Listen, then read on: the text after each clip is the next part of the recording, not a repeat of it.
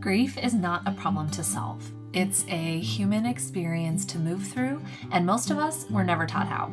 I'm Dr. Heather Taylor, licensed psychologist and grief specialist. Welcome to Grief is the New Normal, where we change the conversation around loss one honest episode at a time. Let's get into it.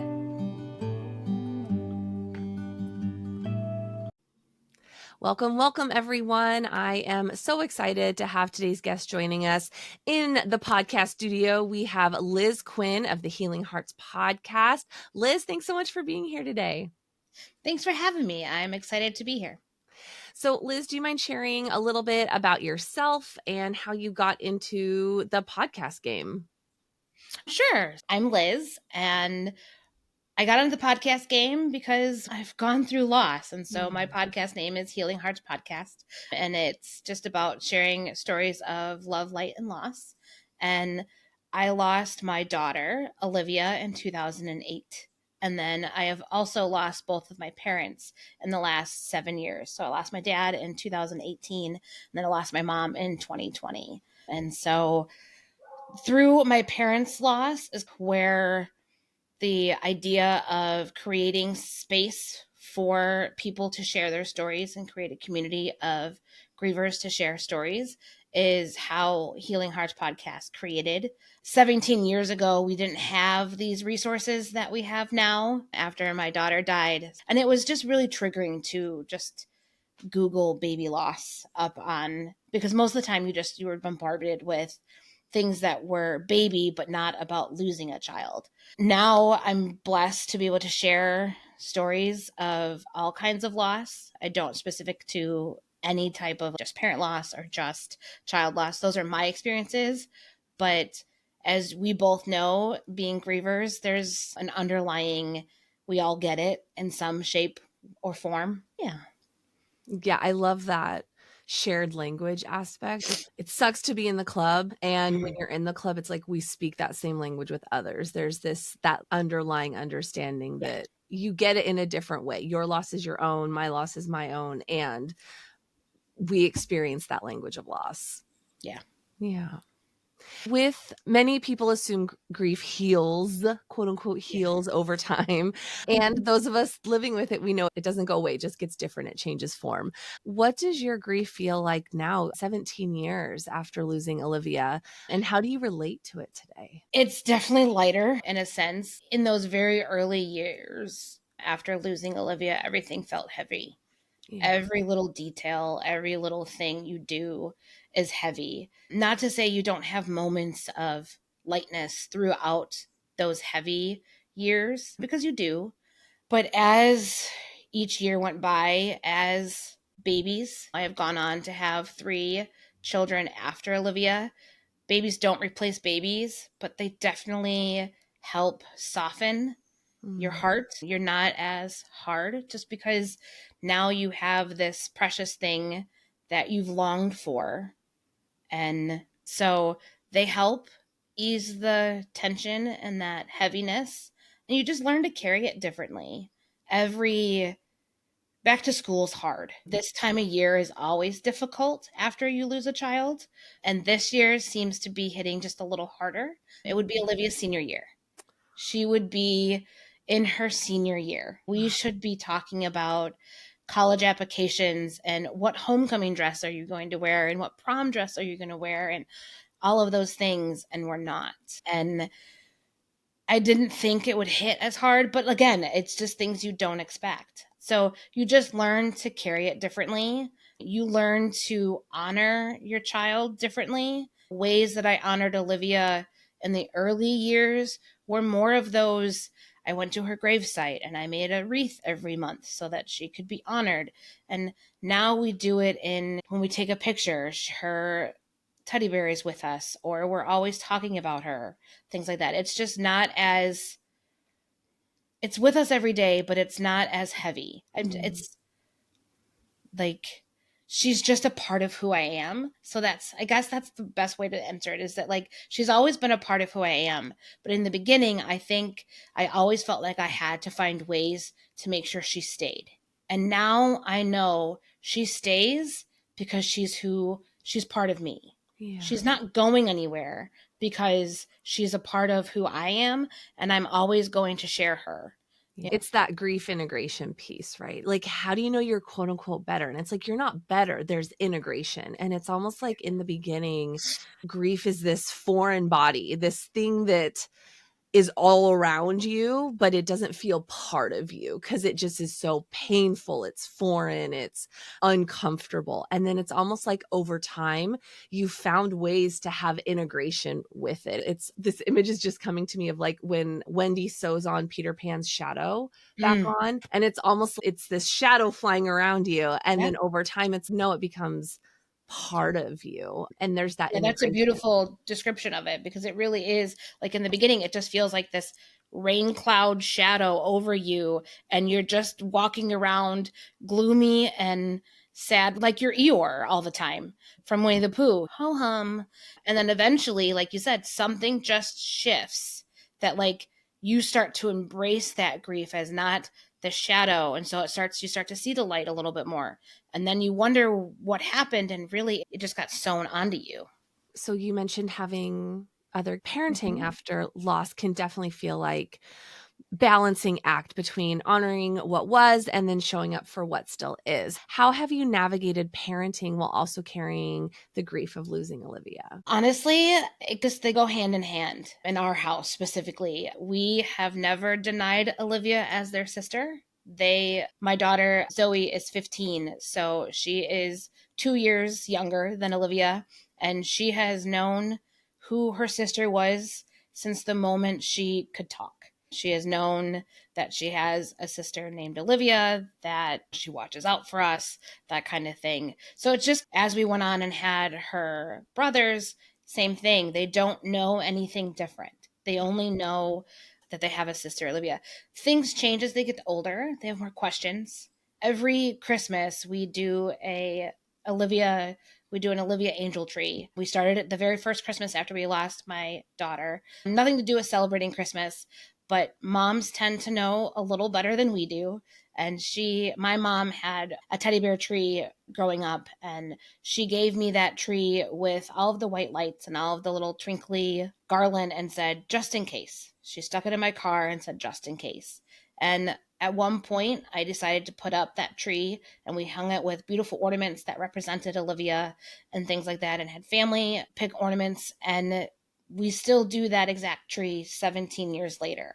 And so that's one of the biggest ways we honor her. But by putting up that tree, because that's a night that we're only focused really on Olivia. And so we'll get more questions. What happened? We have a scrapbook that my best friend made for us. And so usually that night we look at that scrapbook, and why does she have tubes? Because Olivia was born with a slight heartbeat, but not breathing. So she was immediately taken to the NICU, where she lived there for 34 hours on a breathing tube and things like that. So we have pictures of her with breathing tubes and without.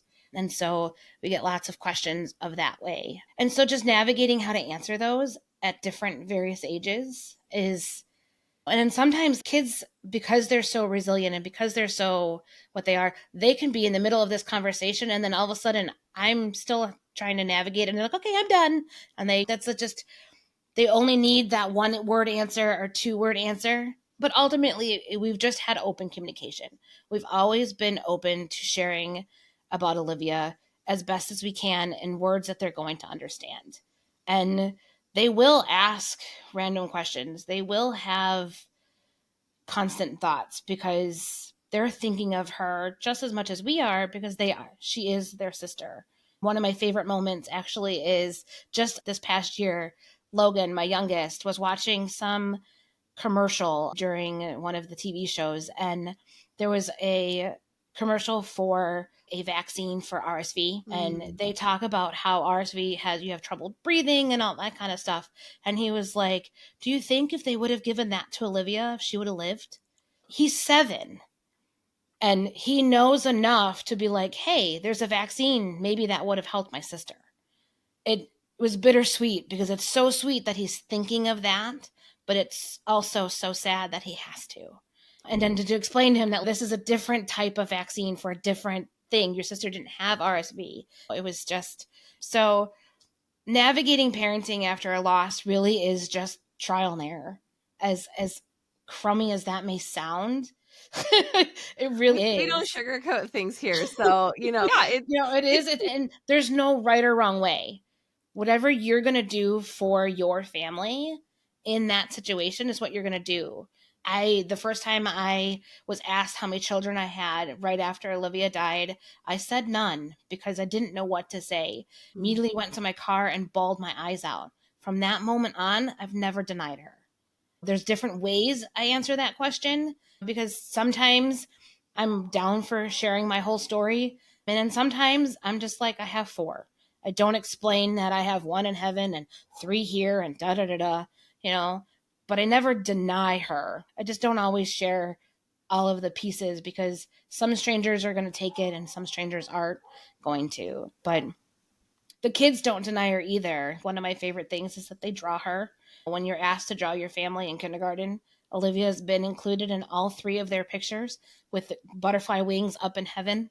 And usually I send an email to the teachers just saying, hey, this is what's going on. And I've never gotten any pushback from that either. Just kids are kids.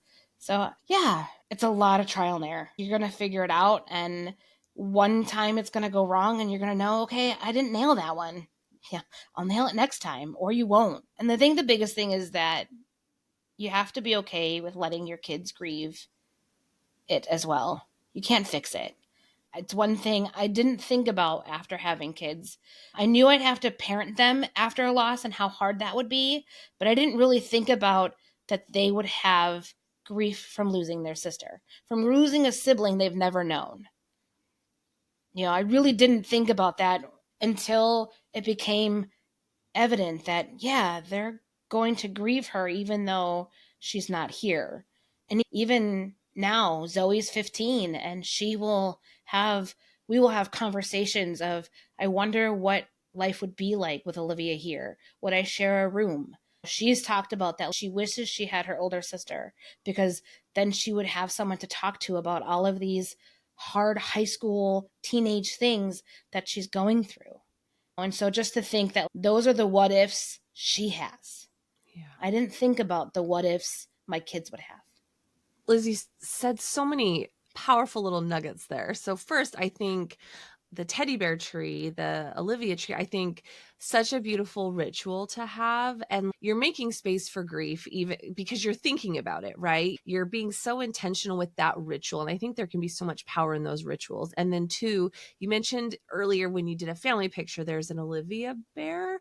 Yeah, which I want to hear more about in a minute. But I think there can be so much healing. And again, that integration piece when we're able to have rituals that connect us to our person and also help mold them into our story as we grow forward. Because even though they're not physically with us, they're still part of our story. They're still part of us. They're still part of our family. And so how do we have that integration? And I think that's such a beautiful testament that your kiddos have all had her in their kindergarten pictures. And it's part of conversation because it's part of daily life. And so often we're swept up in the stigma of talking about grief, or like, oh, we need to protect people from hard feelings or what have you, or we don't want to talk about it because it makes people uncomfortable. And instead, you've allowed so much space for it. And what a beautiful way it's grown in your family system. I think that's so special.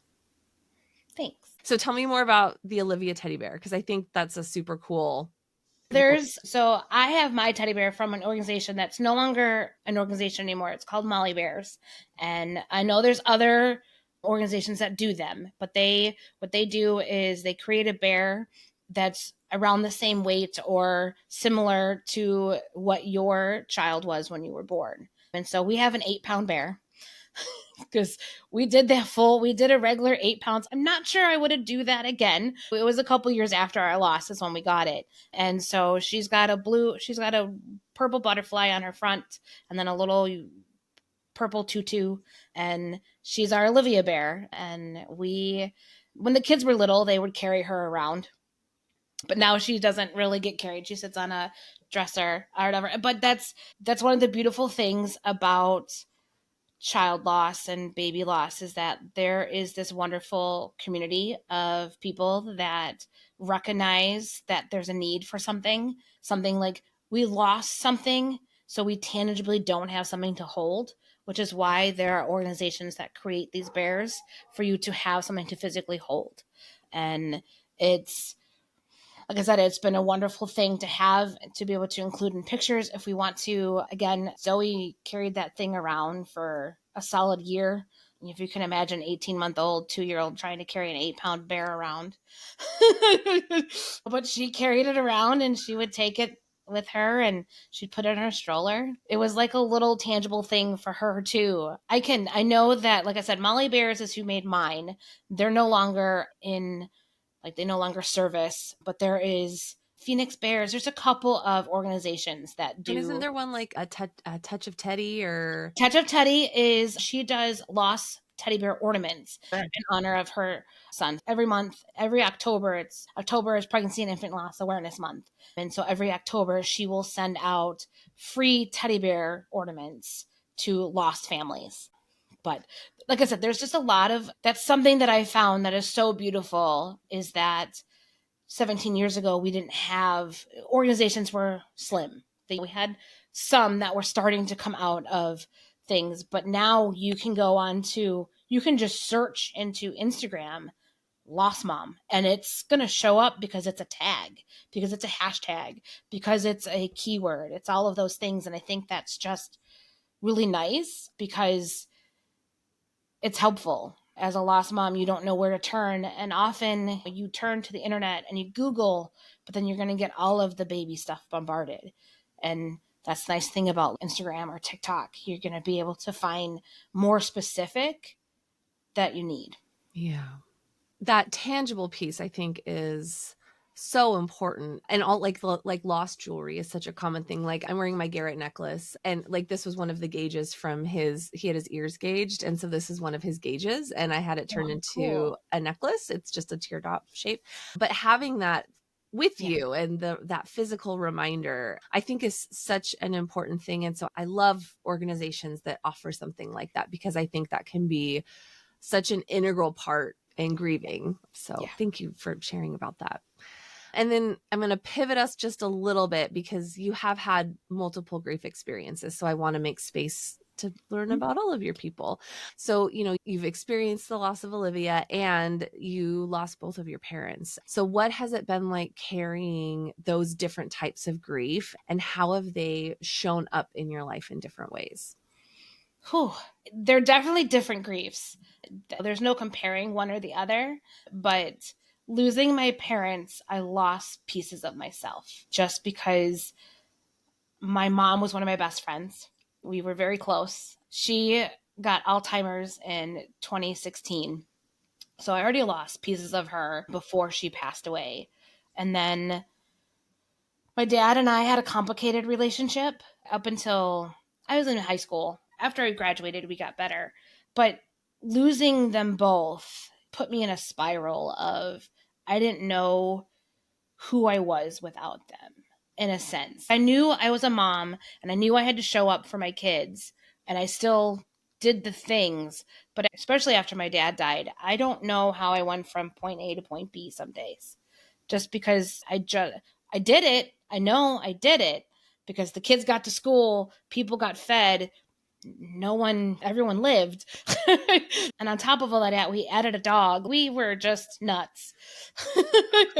Yeah. And after my mom died, it was this pivot for me. As much as I was still navigating my identity, my mom's pivot was, I don't want to be in this dark place. I don't want to be stuck, because that's where I kind of was for 2 years after my dad died. I started going to therapy shortly after he died and things like that, and that helped me a lot. And I was able to work through not only my grief of my dad, but also pieces of the grief of Alivia, because after losing Alivia, again, 17 years ago, there was not as many resources on child loss, or really, and you were thrown to either go into therapy or find a support group. And I, thank goodness, I had the support group I had after Alivia, because it was amazing and it was exactly what I needed. And but definitely still some untalked talked about trauma and grief that was brought up through doing therapy after losing my dad. And then honestly, that's losing my mom. I didn't want to spiral. I didn't want to go, like, I'd already learned how to acknowledge where I was. Therapy's wonderful at that, and determining that you don't want to be stuck here. You want to be able to move forward and understand that grief is still going to stay with you, which I knew. But again, when you lose your parents, you lose. I think it's very similar to, like, you say that, like, they say when you lose a sibling, you lose pieces of your history. And so I lost my beginning. I have not lost a brother or a sister, but that same idea that, like, they carried so much of part of who I was. They shaped my early years and my things like that. And so just to think that that's gone, it's not. I know that, but it's just hard. So when my mom died, again, I didn't want to spiral, and I didn't want her death to be something that just changed me to be hard. I wanted her death to mean more because she meant so much. I also always got the feeling that my mom wanted to do more with her life than what she did. She was a wonderful mom, but she really, I think sometimes she felt like she was just a mom, and not that there's anything wrong with being just a mom. And I think I was at that point in my life where I felt like I was just a mom, because I'd been a stay-at-home mom for about 11 years at that point. And so as hard as it was to lose, my mom's death was the pivot to allow me to focus on my health and wellness and to change career paths. Grief impacts our identity. It makes us Yeah. question a So lot of things. so my mom died in August, the end of August of 2020. And by end of January 2021, I was probably the heaviest I'd ever been weight wise, and decided that it was time to fix that. And so I started on a health and nutrition and wellness journey that led me to lose 100 pounds total. And then also shifted. My background was in education. So I had a background, a teaching degree, but I never used it because I stayed home with the kids. And since it had been 15 years since I'd stepped into a classroom, I was like, I'm not sure I can do that. This was the middle of still COVID and all of those things. I went and got my master's in library science. And it was very fitting because my mom was very much a book reader, and it just fit where I think she would have loved to have been able to do that. And I did all of that, and it was wonderful. My mom's death pivoted me to really create this space for myself to grieve, but also move past pieces of myself that I didn't realize I had until you're opened up. Grief cracks you open in ways you never expect. And it can be dark, but it also can bring you light. And that's a lot of what my mom's death did. It brought a lot of light into where I am now. I talk about that often with clients. Like, when we go through a loss, yes, it changes us. And it's almost like we go through this period of, pardon my language, limited bullshit tolerance, where it's like all of the masks we've been wearing, like, everything is just cracked open. And it's like, I have no tolerance for the superficialities of things going on. And it's, let me get to the root, to the heart. Let me figure out, who am I now? It's almost like we have permission to ask ourselves these big questions that maybe we haven't had space, capacity, willingness to go there. And then we're in such deep pain. It's like, we have to find our way through. And what does that look like? What are the questions we need to ask to get through? What are the resources, tools, all that? So I think being able to ask yourselves those big questions, like, who am I? What do I need? How do I want to exist moving forward? Yes. Is who I was, like, I'm not them anymore. I am altered. And how do I want to honor who I am now moving forward? And that's going to look different. Also, definitely low key jealous that you have your master's in library science in another life. That's what I wanted to be. Before my brother died, I was applying to get my master's in library science. And then loss happened. And it's like, I'm not doing that anymore. Yeah. Well, and that's because I wanted to go counseling. I would have loved, but it was so much more work. And I had 3 kids at the time I was just like, I can't commit to that. So library science was one of those that I could do, but it's so social work driven that you're going to come up with those type of things and stuff like that. And so I can use a lot of the library science stuff that I have in grief work as well. Awesome. And are you a healthcare provider who's worked with grieving patients?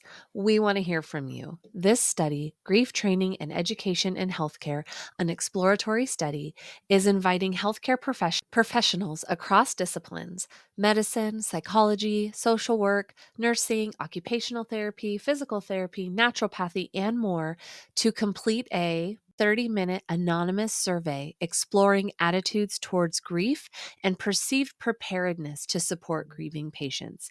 Your insight will help shape future grief education in healthcare and inform best practices across professions. Participation is voluntary and anonymous, and you can complete the survey online. Please visit our website to learn more and take part in this important study. Together, we can move toward more grief-informed care. Thank you. And then I want to hear a little bit about your podcast. So Healing Hearts, it's all about holding space for others, navigating their own losses and sharing stories. So mom was the last loss. We lost the weight. We got our master's. Yep. And then now we've pivoted into grief advocacy. Tell me Yeah. about We that. pivoted into grief advocacy. So one of the things that's wonderful about going on a wellness weight loss journey, it's not just about the weight. No. It's all of the mental and emotional work too.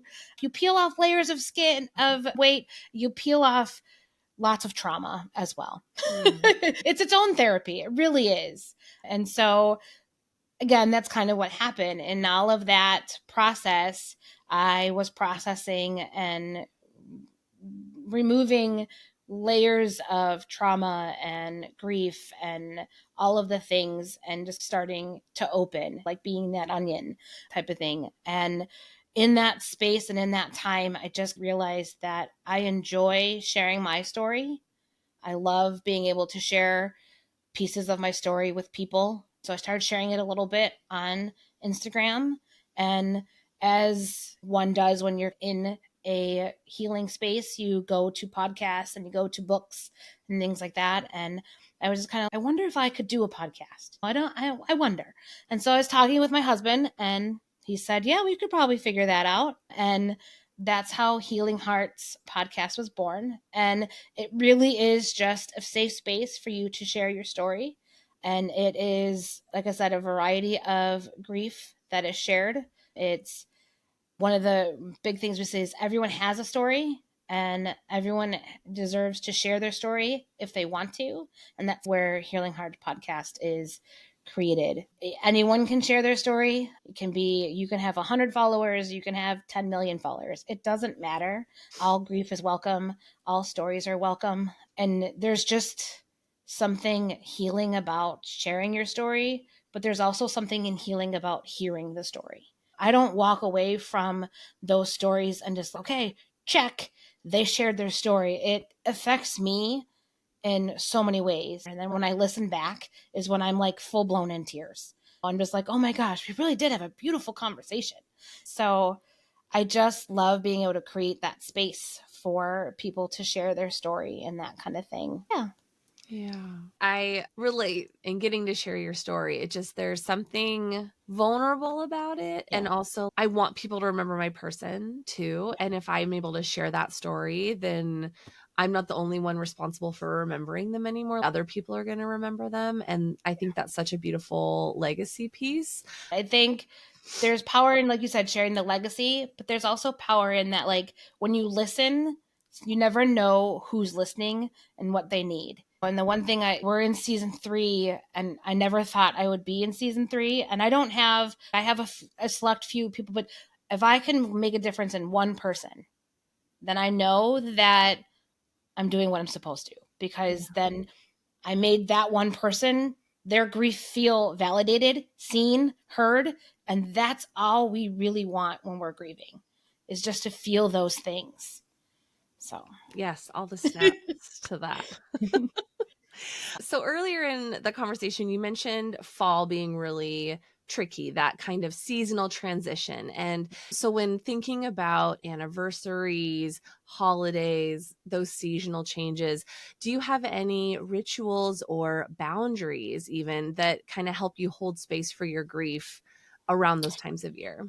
Yes and no. So it just depends on how I'm feeling in that situation. So for Olivia, we do have pretty rituals we've done since the beginning. We always celebrate her birthday. We don't celebrate her death day in a sense. My husband and I will quietly celebrate or honor that separately, but we don't do anything with the kids on that day. It's not something we honor with them, but we celebrate her birthday. And every year for her birthday, we do. Usually it's going out for getting in nature and things like that. When we lived in Wisconsin, where she's buried, we used to go to her gravesite and do lunch and have a picnic. But then when we moved from there, we still do lunch and we do a picnic and we do some type of hiking. We just spend the day together as a family in some form. This year we painted rocks and then sprayed them and painted them, and then they're put out throughout the property so that you can be playing outside and you'll see an Olivia rock and can think of her. But for my parents' anniversaries and death, and you have to feel yourself out. Rituals are great, and I think those are wonderful if you have those and create those. We just haven't created any of them for my parents specifically because I never know how I'm going to feel in those situations. Whatever we felt we needed in that moment, we did it. The anticipation is always worse than the actual day. I think I led up to myself of, we need to do this. We need to do this. And I need to remind you that you don't need to do anything. You can stay in bed all day and that's okay. If that's what your body and your mind and you think you need, just do it. Don't let the guilt of I shouldn't be in bed get to you. Just do it. It's okay.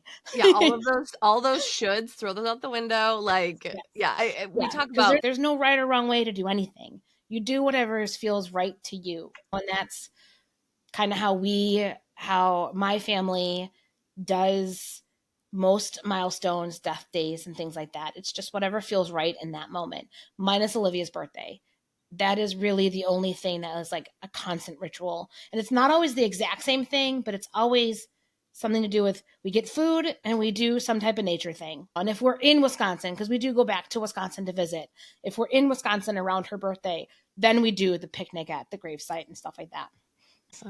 Yeah, I think the coping ahead plans, whether it's like an intentional plan or just I don't have capacity to maybe go there or do something intentional, so I'm just going to let the day be the day. I think those are so important. Like, instead of shitting ourselves about what it should look like or I should have prepared this, it's like I get to just show up as me in whatever capacity I have, because sometimes we don't have capacity to do more. And if we need to be the couch, I call it being a couch burrito, like then you get to be the couch burrito. If you want to go get an actual burrito, like that can be part of the care plan too. And then the aftercare plan, like how do we take care of ourselves afterwards? Because sometimes the build up to the day of, you're just in that bracing for impact. I'm going to have feelings and they're going to be uncomfortable. They're going to wear me out. And then how do I take care of myself after? Because that's sometimes what catches us off guard. Oh yeah, right? Yeah. And sometimes you may not even realize what is the problem until your body is telling you there's something wrong. You may not, it's hard to think that you're going to forget a certain milestone, but you do, because life happens, and grief is just part of who you are. So it's not always this constant reminder until it is, because your body remembers things. Like, it just does. And that's, yeah. Yeah, it's so interesting, the working with clients, and sometimes there's the slow goodbye happening, dementia, Alzheimer's, chronic illness, things like that.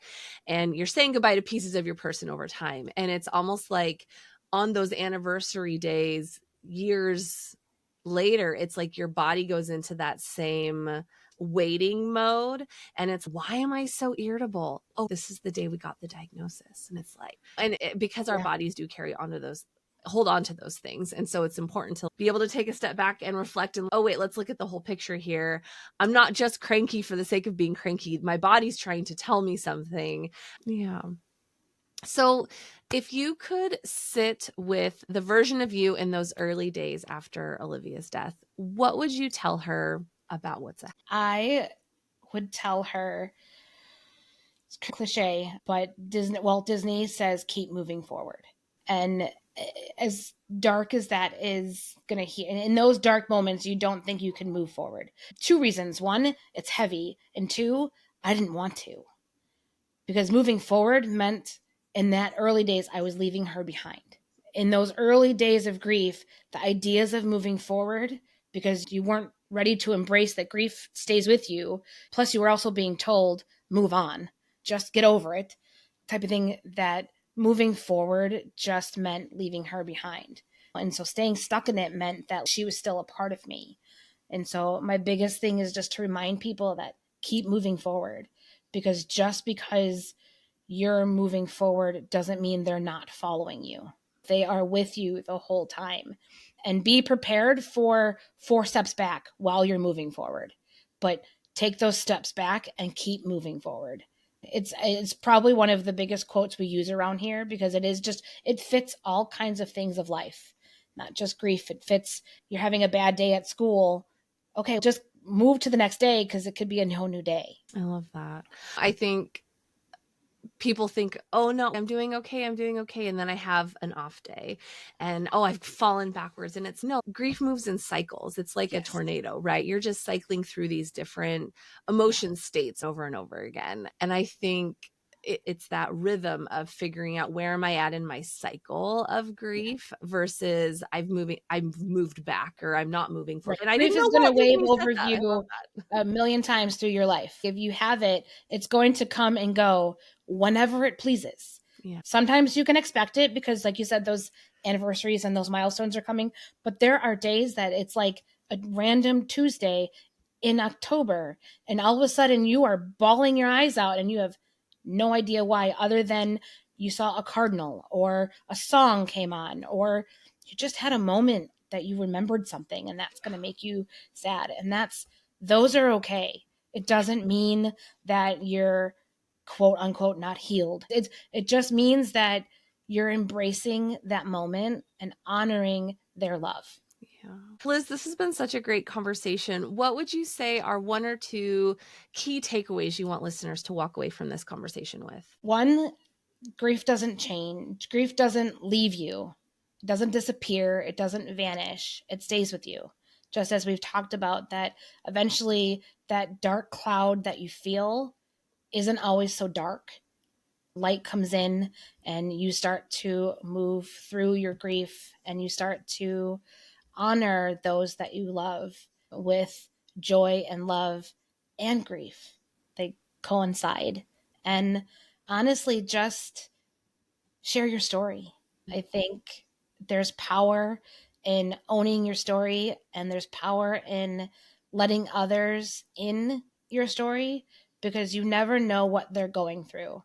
Just because they haven't shared something hard with you doesn't mean that the story you're sharing isn't going to help them. Thank you so much, Liz. So if people are interested in connecting with you, do you have any projects you want to share? Like, how do people get in touch? So primary place to find me is on Instagram. My Instagram handle is healing_hearts_podcast. I do have a blog that I'm starting to revamp again, so that's coming. But the biggest project that I currently have is we're doing a lot of talk about pregnancy and infant loss, and I am in the process of creating a pregnancy and infant loss book.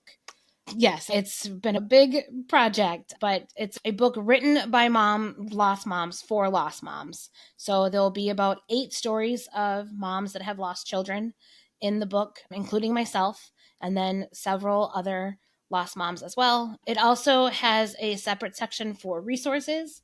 So a lot of the resources we've talked about today, there'll be more of them in a tangible way in a book. And then there'll be a reflection section, like a grief guide kind of thing inside the book automatically. And ultimately, my goal with this book is to get it in the hands of hospitals that give memory boxes out to moms that have lost babies, so that they can just already have something in their hands instead of having to go look for it. What an amazing project. And that makes so much sense to have a resource in one of those memory box. That's what a thoughtful, I'm excited about that partnership. Really great resource. Thanks. Yeah. Liz, thank you again so much for being a guest on the show. This has been such a great conversation. Yeah, thank you so much. And listeners, remember to be kind to yourselves today. Thanks for tuning in, and we will see you next time. Take care. That's a wrap on today's episode. If something landed for you, share it, because grief deserves more space in the world, not less. You can find show notes, resources, and more at thedrheathertaylor.com. And if no one has said it to you today, your grief is real, it matters, and you don't have to carry it alone. Take care of yourself. I'll see you next time.